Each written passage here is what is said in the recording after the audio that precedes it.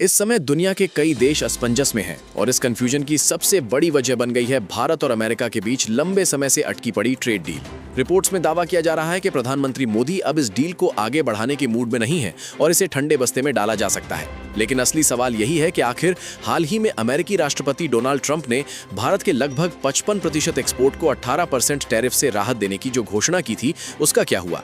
क्या ये कोई रणनीतिक चाल थी या फिर बातचीत की नई शुरुआत? और दूसरा बड़ा सवाल ये कि जब भारत से होने वाले कुल फार्मा निर्यात का करीब 30 से 40% हिस्सा अकेले अमेरिका जाता है, तो अगर टैरिफ का दबाव बना हुआ था, फिर भी भारत का फार्मा एक्सपोर्ट 9% से ज्यादा कैसे बढ़ गया? आइए पूरी कहानी को विस्तार से समझते हैं कि क्या सच में मोदी सरकार ने ट्रेड डील को रोक दिया है या फिर पर्दे के पीछे कोई नई रणनीति तैयार हो रही है। लेकिन आगे बढ़ने से पहले वीडियो को लाइक करें और चैनल को सब्सक्राइब करना ना भूलें। दरअसल अगर दुनिया के तमाम देशों की बात करें तो भारत जिस देश के साथ सबसे ज्यादा व्यापार करता है वो है अमेरिका।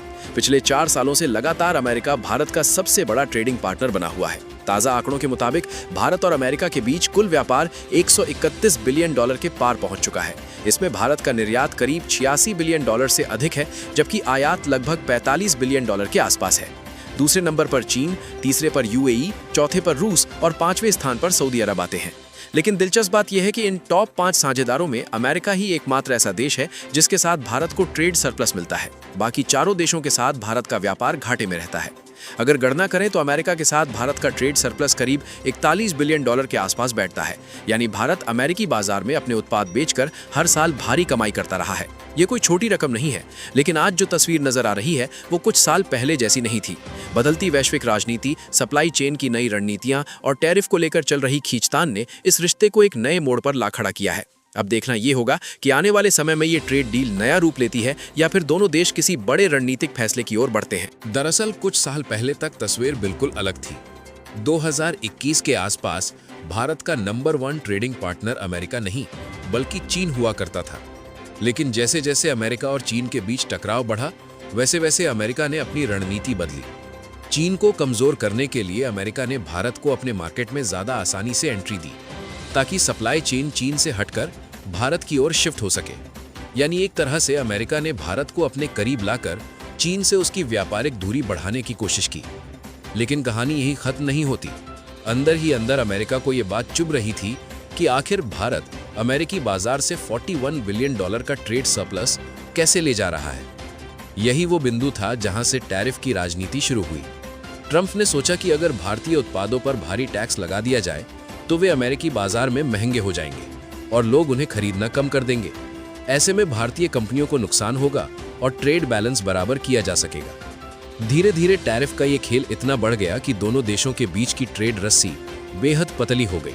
कभी 100%, कभी 250% और कुछ मामलों में 500% तक टैरिफ लगाने की खबरें सामने आने लगी। लेकिन भारत ने भी जवाबी रणनीति अपनाई।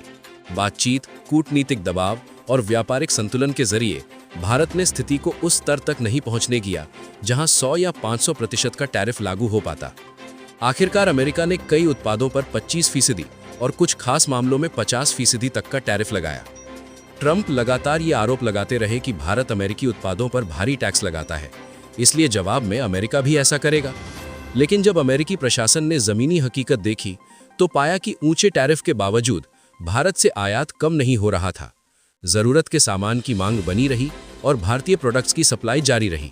फर्क सिर्फ इतना पड़ा कि अमेरिकी उपभोक्ताओं को वही सामान ज्यादा कीमत पर खरीदना पड़ा। यानी नुकसान भारत से ज्यादा अमेरिकी जनता को हुआ। इसी पृष्ठभूमि में हालिया बातचीत के बाद कुछ टैरिफ घटाकर 18% तक लाए गए थे। लेकिन 20 फरवरी 2026 को एक बड़ा घटनाक्रम हुआ, जब अमेरिकी सुप्रीम कोर्ट ने राष्ट्रपति डोनाल्ड ट्रंप द्वारा आपातकालीन शक्तियों के तहत लगाए गए पुराने टैरिफ को अवैध घोषित कर दिया। इसके तुरंत बाद ट्रंप ने एक नया कार्यकारी आदेश जारी किया, जिसके तहत दुनिया के सभी देशों से आने वाले सामान पर 10% से 15% तक का नया टैरिफ फ्रेमवर्क लागू करने की बात कही गई। अब सवाल यही है कि क्या ये नया कदम भारत अमेरिका ट्रेड डील के लिए नई चुनौती बनेगा या फिर दोनों देश किसी संतुलित समाधान की ओर बढ़ेंगे। तस्वीर अभी पूरी तरह साफ नहीं है, लेकिन इतना तय है कि ये खेल सिर्फ टैरिफ का नहीं बल्कि वैश्विक रणनीति और आर्थिक संतुलन का है। यानी साफ शब्दों में कहें तो भारत और अमेरिका के बीच ट्रेड डील पूरी तरह से खत्म नहीं हुई है, बल्कि जो डील ट्रंप की शर्तों पर 18% तक के टैरिफ के साथ तय हुई थी, उसी फ्रेमवर्क को अब खत्म माना जा रहा है। नई परिस्थितियों में अमेरिका की तरफ से एक ग्लोबल टैरिफ स्ट्रक्चर लाया जा रहा है, जिसके तहत 10% से 15% के बीच नई दरें लागू होंगी। ऐसे में भारत और अमेरिका के बीच बातचीत अब नई शर्तों पर आगे बढ़ेगी। डील तभी फाइनल होगी जब दोनों देश आपसी सहमति से नए नियम तय करेंगे। दिलचस्प बात यह है कि अगर 18% से घटकर टैरिफ लगभग 10% के आसपास आ जाता है, तो इससे सीधा फायदा भारत को मिल सकता है। यानी इस वक्त कमान काफी हद तक भारत के हाथ में दिखाई दे रही है, क्योंकि अमेरिकी बाजार में भारतीय उत्पादों की मांग बनी हुई है और कई सेक्टर ऐसे हैं जहां अमेरिका के पास भारत का तुरंत विकल्प मौजूद नहीं है। ऐसे में भारत चाहे तो अपनी नई शर्तें भी मजबूती से रख सकता है, जहां ट्रंप सीधे हस्तक्षेप भी नहीं कर पाएंगे। भले ही टैरिफ को लेकर ट्रेड रिलेशन की डोर थोड़ी कमजोर दिख रही हो, लेकिन असलियत यह है कि अमेरिका की भारत पर निर्भरता पिछले 4 सालों में लगातार बढ़ी है। भारत अमेरिका को कई महत्वपूर्ण क्षेत्रों में सप्लाई करता है, जिनमें pharmaceuticals, IT services, textile, James and jewellery और इंजीनियरिंग गुड्स प्रमुख हैं। खासकर फार्मा सेक्टर की बात करें तो भारत को फार्मेसी ऑफ द वर्ल्ड कहा जाता है। अमेरिका में इस्तेमाल होने वाली जेनेरिक दवाइयों का बड़ा हिस्सा भारतीय कंपनियों से आता है। मेडिकल सप्लाई चेन में भारत की भूमिका इतनी मजबूत हो चुकी है कि अमेरिकी हेल्थ सिस्टम का एक बड़ा भाग भारतीय उत्पादन पर निर्भर है। भारत हर साल अरबों डॉलर की जेनेरिक दवाइयां और एक्टिव फार्मास्यूटिकल इंग्रेडिएंट्स यानी API अमेरिका को सप्लाई करता है। आंकड़ों के मुताबिक अमेरिकी बाजार में बिकने वाली हर 10 में से लगभग 4 जेनेरिक दवाइयां भारत में बनी होती हैं। कम लागत, बड़े पैमाने पर उत्पादन और FDA अप्रूव्ड मैन्युफैक्चरिंग यूनिट्स के कारण भारत अमेरिकी कंपनियों के लिए सबसे भरोसेमंद सप्लायर बना हुआ है। अब सवाल ये है कि अमेरिका इस निर्भरता को तुरंत क्यों नहीं खत्म कर सकता। इसकी सबसे बड़ी वजह है लागत और समय। अगर अमेरिका पूरी दवा निर्माण क्षमता को घरेलू स्तर पर शिफ्ट करना चाहे, तो उसे नए प्लांट लगाने, रेगुलेटरी अप्रूवल लेने और सप्लाई चेन तैयार करने में कई साल और भारी निवेश की जरूरत होगी। भारतीय कंपनियों के पास जो स्केल, अनुभव और कम लागत वाला मॉडल है, उसे शॉर्ट टर्म में रिप्लेस करना लगभग असंभव माना जाता है। हालिया उदाहरण भी यही दिखाता है। अमेरिका ने भारतीय दवाइयों पर टैरिफ लगाया, लेकिन उसके बावजूद भारत का फार्मा एक्सपोर्ट 9.4% बढ़कर $30.4 बिलियन तक पहुंच गया, जिसमें अमेरिका की हिस्सेदारी भी अहम रही। आने वाले समय में हेल्थ केयर सेक्टर की बढ़ती मांग को देखते हुए ये निर्भरता और गहरी हो सकती है।